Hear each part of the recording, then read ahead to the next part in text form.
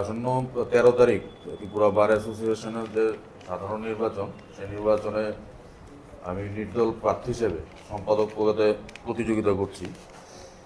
তো এখানে আমাদের যিনি সভাপতি পদে আছেন উনি কতগুলি সমস্যার কথা বলেছেন এবং ভবিষ্যতের সমস্যাগুলি সমাধানের উদ্যোগ নেবেন। তো এটা কমন এজেন্ডা, আমরা দুজনেরই কমন এজেন্ডা, সুতরাং এটা নিয়ে রিপিটেশন আমি করছি না। বেসিক্যালি আমার বিপক্ষে যারা দাঁড়িয়েছেন সম্পাদক পদে, যিনি রয়েছেন সংবিধান কার্য মঞ্চে যিনি রয়েছেন, উনি একবার ইলেকশনে দাঁড়িয়েছিলেন, ইলেকশনে দাঁড়িয়ে উনি জয়ী হয়েছিলেন, কিন্তু পরের বার আবার দাঁড়ানোর পর আইনজীবীরা ওনাকে কিন্তু রিজেক্ট করেছে, উনি হেরে গেছেন। তো উনি অলরেডি টেস্টেড।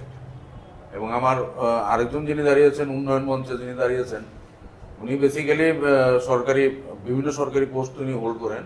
তিনি অ্যাডিশনাল পিপি, তিনি ইডি বা এনআই এর আইনজীবী, এই সংস্থাগুলির আইনজীবী, এবং ওনার যেটা রয়েছে যে ডাইরেক্টর অফ প্রসিকিউশন, এটার মধ্যে উনি অ্যাপিয়ার করেছেন এবং সম্ভবত রিটার্নও করেছেন, ঠিক আছে। তো বেসিক্যালি ওনার পক্ষে বারে সময় দেওয়া, আইনজীবীদের পক্ষে সময় দেওয়াটা তো অসম্ভব ব্যাপার, কারণ উনি সকাল 11টার সময় কোর্টে ঢুকলে বিকাল 3টা-4টার আগে বেরোতে পারে না, কারণ সরকারি দায়িত্বপ্রাপ্ত। এছাড়া উন্নয়ন মঞ্চের যারা ম্যাক্সিমাম প্যানেলে আছে, ম্যাক্সিমাম লয়ার যারা রয়েছেন, মানে ইম্পর্টেন্ট যে পোস্টগুলি রয়েছে সেগুলিতে সবগুলিতে সরকারি আইনজীবীরা এখানে মনোনয়ন পেয়েছেন, মনোনয়ন দাখিল করেছে। তো তাদের পক্ষে কোর্টের কাজ সরকারি দায়িত্ব পালন না করে আইনজীবীদের জন্য দায়িত্ব পালন করা 24/7 এটা অসম্ভব।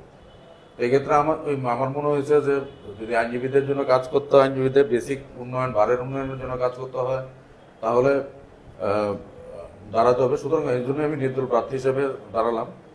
আর একটা জিনিস যেটা আজকে কোর্টে এসে দেখলাম, এটা বহুল চর্চার বিষয় কোর্টে, এবং উন্নয়ন মঞ্চের যেটা কোর্টে আলোচনা হচ্ছে, একটা পোস্টার রুমে রুমে লেগেছে। আমি দেখাচ্ছি পোস্টারটা। পোস্টার রুমে রুমে একটা পোস্টার লেগেছে। আমরা হঠাৎ করে দেখলাম যে এই আমাদের যিনি, এই পোস্টারটা দেখাচ্ছি আমি,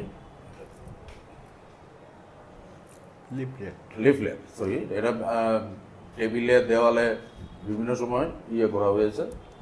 এবং এটা কোর্টে যেটা ইন্টারনালি আলোচনা, আমাদের আইনজীবীদের মধ্যে যেটা আলোচনা, যে উন্নয়ন মঞ্চের থেকে যিনি সেক্রেটারি পোস্টে দাঁড়িয়েছেন, ওনার বিরুদ্ধে ওনার দলেরই একটা একাংশ এই লিফলেট আর পোস্টার দেয়ালে সাটিয়েছেন বা টেবিলে টেবিলে বিলি করেছেন। সুতরাং উন্নয়ন মঞ্চের যে প্রার্থী রয়েছেন তাদের নিজেদের মধ্যে একটা বিশাল অনৈক্য, একটা ফাটল দেখা যাচ্ছে। তো এই অবস্থায় দাঁড়িয়ে আগামী দিন ইলেকশনের 13 তারিখে ইলেকশন হবে, সেই ইলেকশনে নির্দল প্রার্থী হিসেবে সম্পাদক পদে আমি জয়ী হওয়ার প্রবল আশা রাখছি। এবং যদি জয়ী হতে পারি, বারের বেটারমেন্ট, আইনজীবীদের বেটারমেন্ট জন্য আমরা কাজ করবো, আমরা দুজনেই কাজ করবো, একসাথে কাজ করবো অন্যান্য আইনজীবীদের সঙ্গে নিয়ে।